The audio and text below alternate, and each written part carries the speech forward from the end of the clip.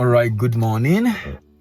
My contemplation this morning is on the fact that Nigeria exports less than 1% of global raw cotton demand. Less than 1% of global raw cotton demand. You know, I've maintained that this country is blessed.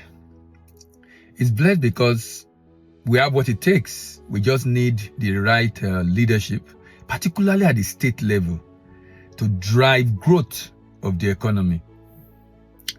The demand for cotton in the world is 22.6 billion, raw cotton, 22.6 billion. Can you guess the country that is the largest exporter of raw cotton? The country that is largest exporter of raw cotton. One country export about 40% of the $22.6 billion demand for cotton. $22.6 billion demand for cotton. One country. Guess where that country is? United States. And I will tell you what United States has done that made them to achieve this. But remember, the demand for this product in the world is $22.6 billion. And Kano State, Kaduna State, Bauchi State, Gombe State, Benue State, Zamfara State, Kogi State, and Adamawa State can cultivate cotton. These are places where cotton can be produced, has been produced. Remember, when I was in primary school, remember you hear cash crop, cash crop, cash crop. And I know that cotton is a cash crop because it's a cash cow for export. But today, Nigeria contributes less than 1% of the $22.6 billion demand for cotton. Less than 1%. Who are those that are exporting the 22.6? About 70% are from 4 countries. United States, about 40%. Australia, about 13.5%. Brazil, about 16.5%. Brazil also is a major exporter of a lot of commodities.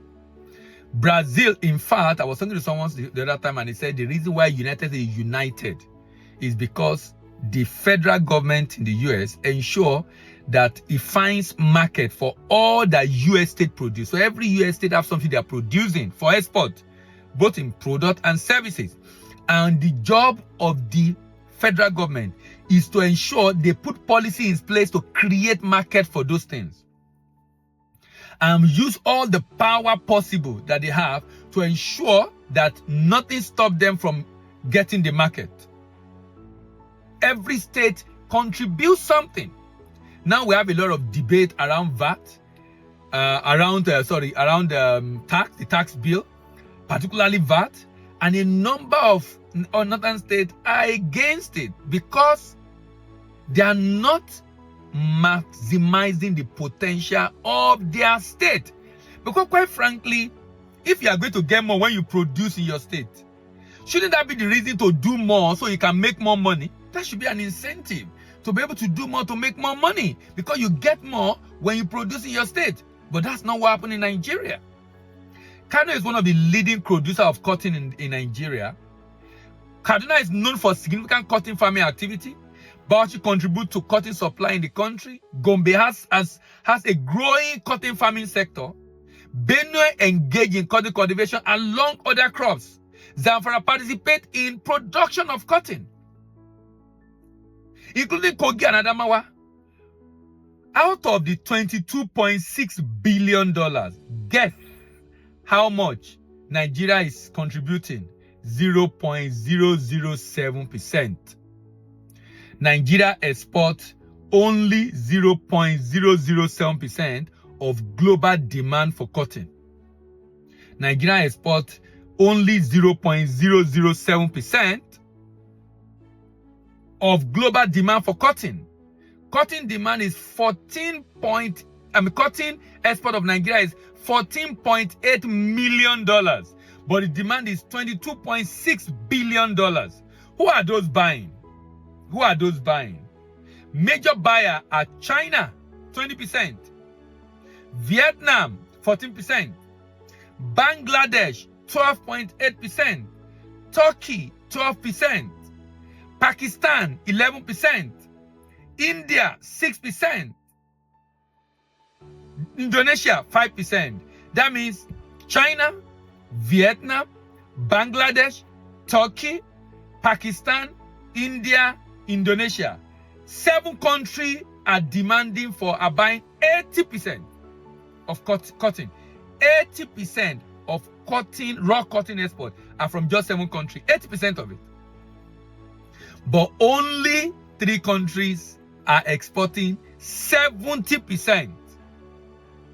Nigeria contribution less than 1%. So let's check, what has United States done that made United States to be able to contribute at least 40% of cotton export? Because I'm looking at, okay, what can we learn? What can Nigerian state learn?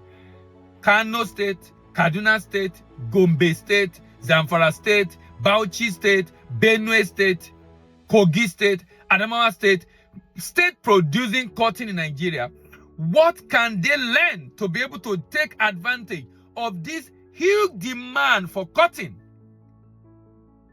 Number 1, mechanization. Mechanization. Mechanization. They introduced what is called the cotton gene and mechanical pickers for efficiency. The cotton gene and mechanical pickers for efficiency. Mechanization is one major thing that US did. But another thing that US did, they increased their yield per hectare through genetic engineering. We can import this seed. We can buy improved seedling. Through genetic engineering, they were able to develop pest resistance and high-yielding varieties. They developed pest resistance and high-yielding varieties through genetic engineering. They were also able to grow most part of the year because of their irrigation technique. Because of their irrigation techniques. But more importantly is that government is supporting the farmers. You know, I talked the other time about the fact that ginger farmers are having issue. They are finding it difficult to buy seedlings. Can you imagine that? We are complaining about inflation. Farmers are complaining about the cost of seedlings. We would rather subsidize consumption. We should be subsidized production, particularly agri-production, to the extent that agri is a major employer of labor in Nigeria. To the extent that agri is a major employer, a sector employing a lot of labor in Nigeria. That's the reason why if there is any sector subsidized, it should be agri sector. Helping to be able to procure improved varieties, disease-resistant varieties that will help to increase the volume of production. They don't just provide subsidy. They have trade agreement with countries that buy. Remember the country that buy? China. Remember the country that buy? China, India, Vietnam, Bangladesh. Bangladesh, Vietnam, China, having special agreement with them. You know, that's why I said the other time that we can grow within a year. If we're serious about export, we can focus on few sectors, increase production, sign agreement with countries that will buy, and be able to ship to them, and be able to increase the volume of production. Because the volume of demand for cotton is more than cocoa. Cocoa is just about 11 billion. Cotton is over $22 billion. Over $22 billion trade agreement. But more importantly is education, training of the farmers, and training them in both the farming and the export. And then they diversify their market. Remember the market? India, Vietnam, Bangladesh, China. They diversify their market. That means they sell to different markets. So no market can threaten. If more market is having issue, they can go to other market because they have different arrangement and agreement with all these markets. I strongly believe that cotton can improve significantly the economy of Kano, the economy of Kaduna, the economy of Bauchi, the economy of Gombe, the economy of Benue, the economy of Zamfara. If only we can just copy what is already being done by different countries in the world like United States, Australia, Brazil, who are a major exporter, exporting 70% of this. and this can help us increase the abysmally low level of cotton export in Nigeria now to a very high level, helping us generate that income. This is my contemplation this morning. Thank you very much for joining. See you in the next video, and bye for now.